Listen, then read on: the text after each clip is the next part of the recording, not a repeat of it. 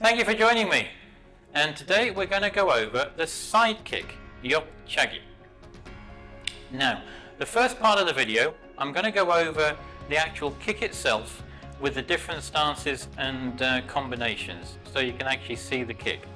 Then the second part of the video, we'll go over and learn the actual kick itself and how to practice it.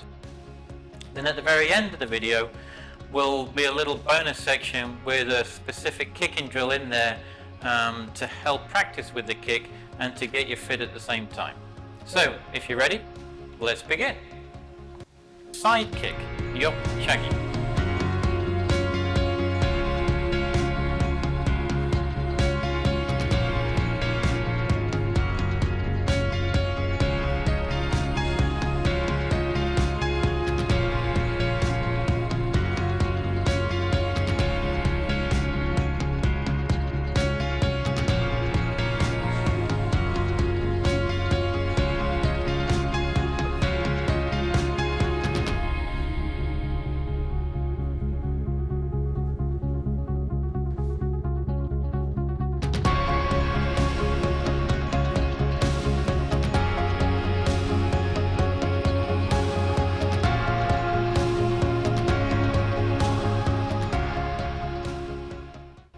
The best way to learn the actual kick is by breaking it down into sections.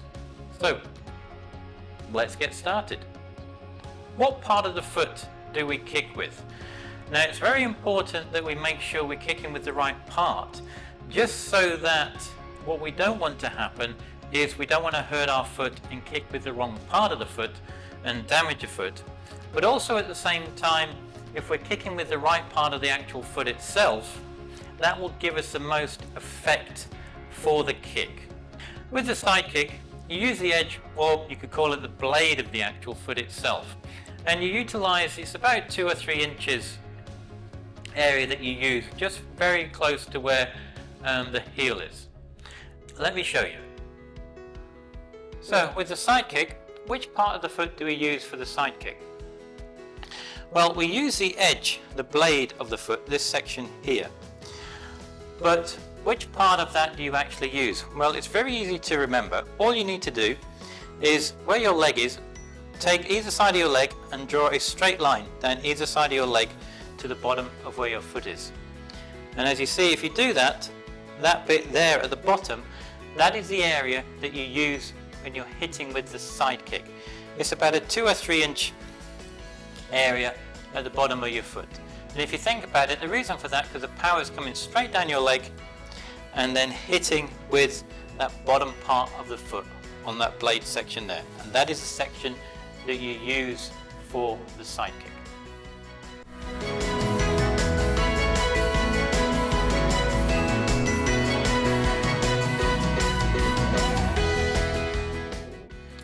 How do we learn the side kick? What we need to do is we first of all need to understand the mechanics of the actual kick itself. And that is what we're going to do to start with. Now with the mechanics of the kick, it's broken down into like 4 main areas.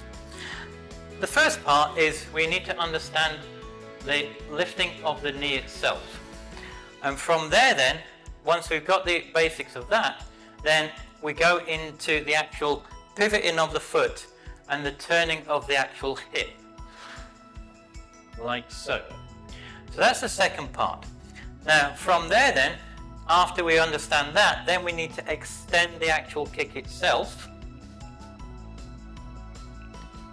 And then after that, then we add in the kia, we add in the tension, we add in the understanding of the target, and then from there then we put it all together. So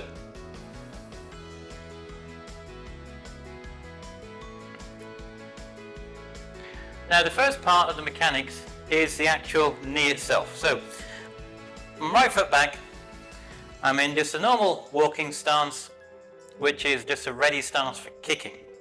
From here, all I'm going to be doing, my hands are up, and I'm just going to be raising my knee, and I'm going to be raising it into the center line and midsection. And back again. And we change legs.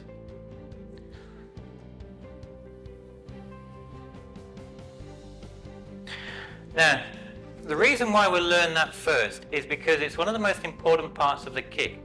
All the kicks come up to the center. Once they're in the center line here, then you can do whatever you want. You can do the side kick, you can do a turning kick, you can do a front kick, it can be low, middle or high. But it's very important that it has to come up the middle first to allow you to do that.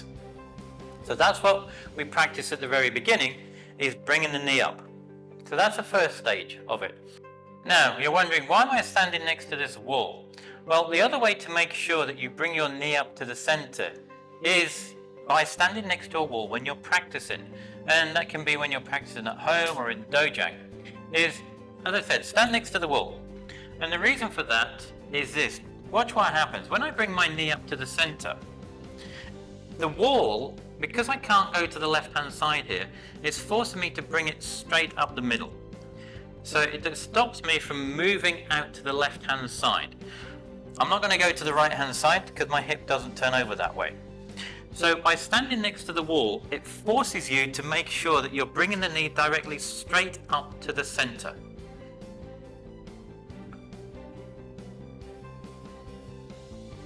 Like so.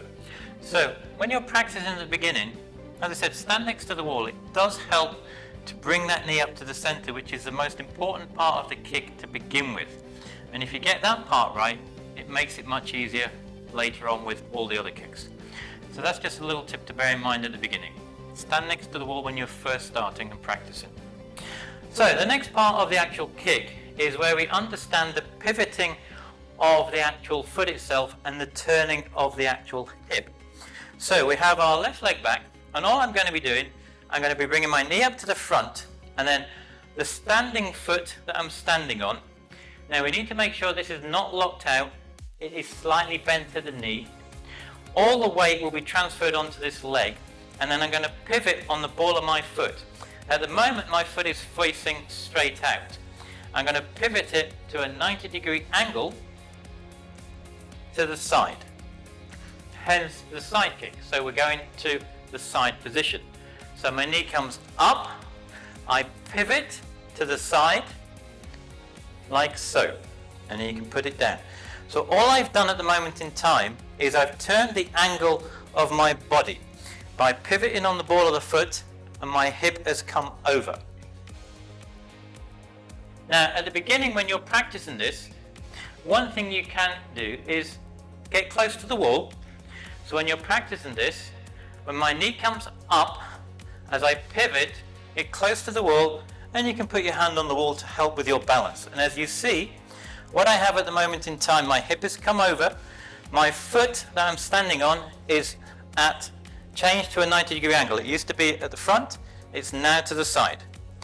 My knee is up, it's straight, it's in the center line, knee up to the middle, and my hip, I've moved my hip. And as you'll see later on, the side kick comes out to the side, which we'll do shortly. And back again. So you want to keep practicing this at the beginning to get used to the turning of the hip, because it's the turning of the hip on the ball of the foot that allows the kick to take place. And back down again. And back down again. So when you're practicing this, as I said, you can either hold the wall if you want to help your balance, and when you're ready, then you put your foot back down again. So keep practicing that at the beginning. And we change legs, do the other side, and back down again, and back down again. So you want to keep practicing that until you get comfortable with the movement, and especially the ball of the foot, and pivoting on the ball of the foot, so the foot goes from the front to the side. So that's the second part of the move. So the next part is where we extend the actual foot itself. So I have my left foot back. All I'm going to do, as before, my knee comes up to the front, and I pivot and turn on the ball of my foot, where my foot is knee height in the center. Now, next part of the move is I then pivot on the ball of my foot again. I pivot, as I pivot on the ball of my foot, my knee comes up. And at the moment now, my foot is pointing in the opposite direction, pointing away. I have my leg up, it's horizontal. I have my leg back to my bum. Now, I also then have the blade of my foot ready, and the heel. My heel is right back here, in the same line as my hip here, because all I'm going to do from now is extend it straight.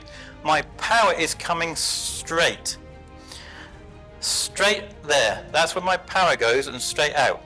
From there then I bring it back, and then from here I pivot on the ball of my foot again. As I pivot, my knee comes back down, and then I turn back round and down again.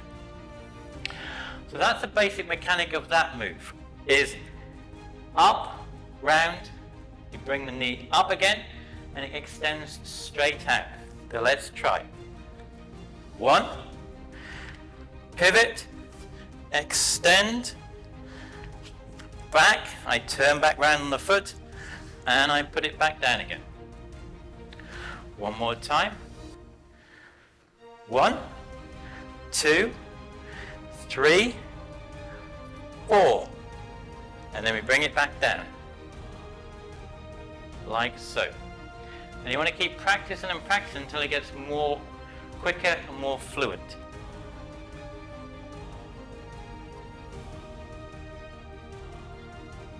Like so. So we're now against the wall again, and we're standing here, so we understand why we're standing against the wall, to bring our knee up, to bring it up straight. The next part is why we're practicing against here, is when we bring it up, we turn.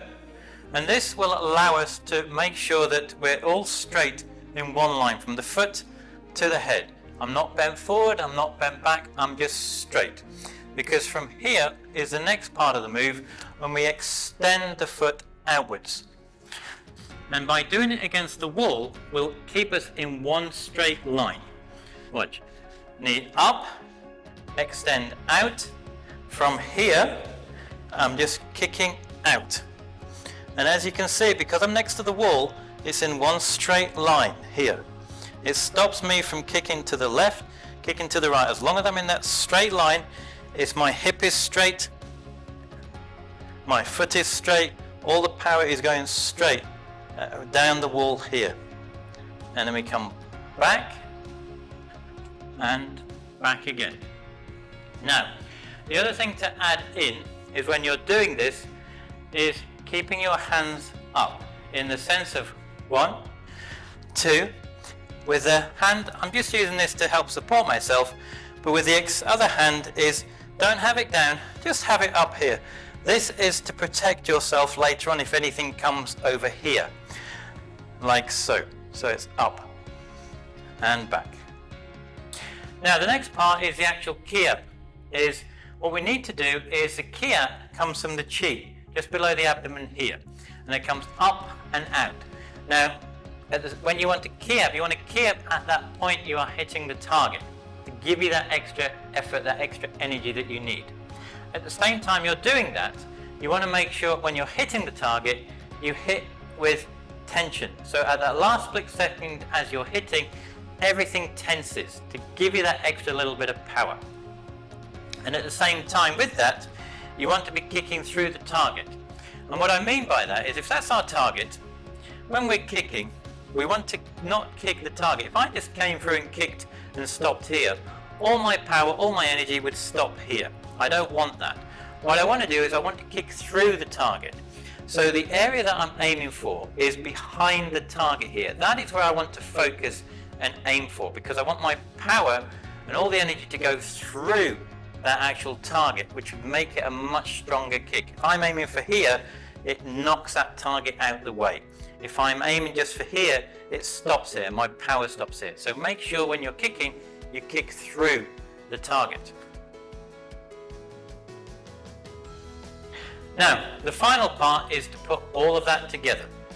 So let's just recap. So we have the knee up, we have the knee up, and we have the turning. As we have the turning, we're turning on the ball of the foot. At the same time we're doing that, we're pivoting. Then from here, we pivot on the ball of the foot again. So we're pivoting and the foot points in the opposite direction. Our knee has come up and is at a horizontal. Our leg is ready. This is at a 90-degree angle. My heel is back. My blade of the foot is ready, and I kick straight through my hip, like so. And back and down again. And then we add in the kiap, the tension, and kicking through that target at the end. So let's try.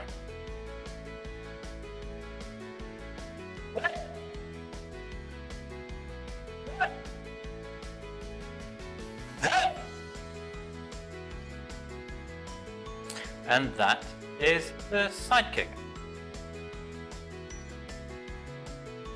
Now, this next part is just a little extra bonus tip for yourselves. It is basically a kicking drill for yourselves that will help strengthen your legs. It will help improve your kicking technique, and it will also help improve your overall conditioning. And what we want to do is this. We first of all want to get into the horse stance, like so. And what we're going to do, we're just going to raise our hands up, and then we are going to be doing the side kick out to the side, and we start with the right leg. So I'm going to be doing the kick with my right leg first, and then I step back down, back into the horse stance, and then I take my left leg and the same again. And gradually you just build up the speed to a sensible level.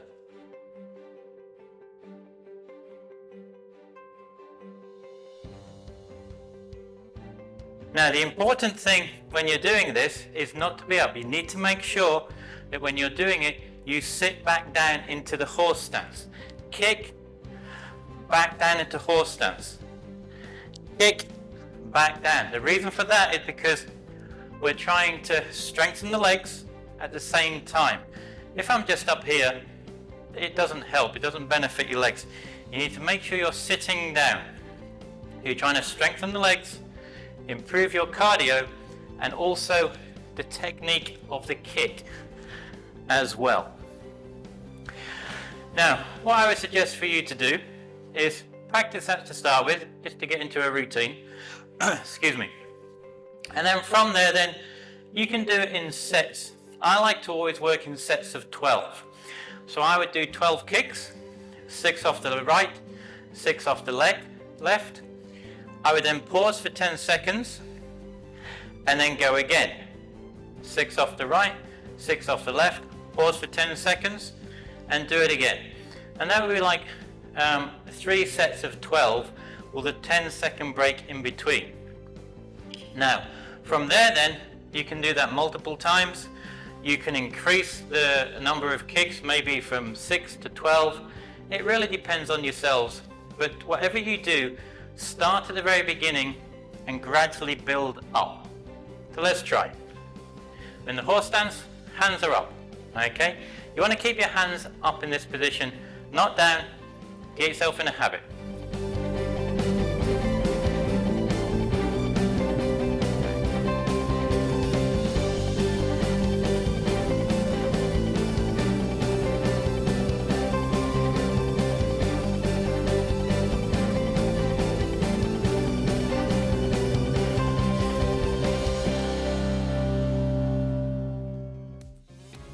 And that is just one set. And then you would do that 10-second rest, and again for another 12, 10-second rest, and again for another 12. I hope that helps, and enjoy practicing. Below is a link somewhere in the left-hand bottom corner here, I believe down here, for the next Taekwondo video on kicks. So you can go and learn and practice the actual kicks themselves. As always, until the next time, Gamsa Henida.